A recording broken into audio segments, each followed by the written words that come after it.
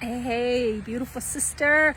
I'm going to be talking about why you second guess yourself and what you can do to stop the second guessing so that you can feel confident. So let's talk about why am I always second guessing myself? Okay, why has this it's stopping me? It paralyzes me. I procrastinate. I don't get things done. I miss out on opportunities. So the reason why you second guess yourself, it's actually a form of protection. The overthinker in you is protecting you from further rejection, from further abandonment, from further shame, from feeling like a failure, from further mistakes. It's also protecting you from letting others down. So if you're a people pleaser, you need to listen up. I'm talking to you. So if you second guess yourself, what do you do about it? Okay, so if you were raised in a household where maybe there was parentification, where you had to be the adult in the household, or where you were and everything had to be perfect and you had to be perfect, or you were in a lot of chaos and trauma and instability, or you come from a long-term relationship that was toxic and you were constantly walking on eggshells in your relationship, in your marriage, this is for you, because chances are you started to second guess yourself as again, it's a survival mechanism. It's a form of protection. You second guessed yourself because you were trying so desperately to keep the peace. Hey Angela, thanks for coming in and watching us. So if your overthinker is protecting you, now that protector has gone from a protector to now it's like it's no longer a coping mechanism, a survival mechanism. It's actually stunting your growth, not allowing you to feel good anymore. Then what do you do about it? What's the process for healing that? Okay, so here's the good news. Okay, so there is a systematic process that if you implement can stop the second guessing so that you feel confident, you feel safe, you feel secure. So what is that process? Okay, so what do you do?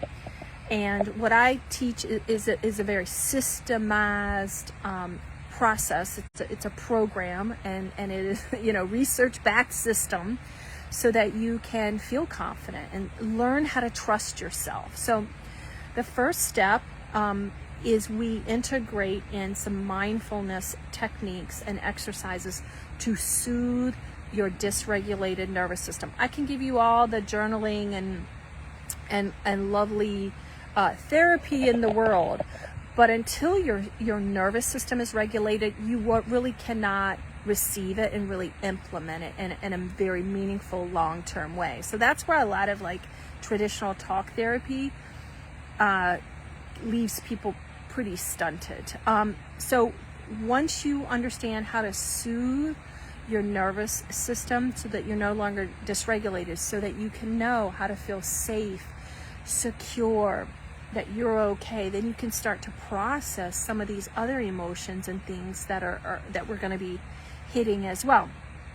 And by the way, if you're not over on IG at Vanover Terry following me, I just did a whole series of body work and breath work techniques that you can implement into your life today to soothe that dysregulated nervous system. That's all about trusting yourself again. I just love these exercises so much, especially in my cross flow. Y'all definitely need to check that out. Okay, so number 2. So what's the second part? Okay, so then you've got to heal the abandonment wound that is keeping you from leaning into your own authenticity, that keeps you seeking validation from others. Until you do that, you really will continue to second guess yourself. You're really going to continue to put others' needs above yourself. And then the third step is to, again, these are actionable tools that I teach people how to do, that you can put into your life today. how to increase your self-worth and your self-esteem so that you can feel secure to put up those healthy boundaries. One of the biggest mistakes that I see people make, and I see people kind of in the healing world talk about, create healthy boundaries. Well, you know what, you can set all the boundaries that you want in the world, but until you know your worth and you recognize that your needs and your desires are as worthy as someone else's, you're not going to follow through on those boundaries. So until you increase your self-worth and increase your self-esteem, you really can't follow through on those boundaries, because once people start pushing back, you'll be right back into the cycle of breaking promises to yourself, putting others ahead of yourself, not following through because you're afraid of disappointing yourself. Like, again, you'll be back to the second guessing yourself. So by implementing self-esteem and self-worthiness exercises and teaching yourself that your needs matter, you matter, and reframing how you view boundaries and how you view yourself, only then can you start to feel good about yourself. So that is the 3-step process. I'm going to go over even more tools and more healing abandonment exercises at our Healing Abandonment Masterclass next week. So I want you guys to hop over on that. I'll put the link below. Hey, Terry, another Terry. Ooh, I love the name Terry, right? It's always good to find a Terry. Terry with an I. I'm Terry with an I-E. My mom had to make it like super complicated with all the extra vowels on my name.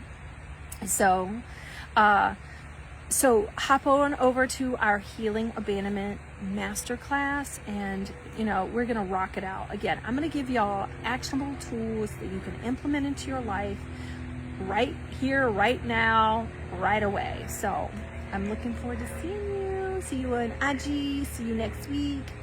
Check it out. All right, bye.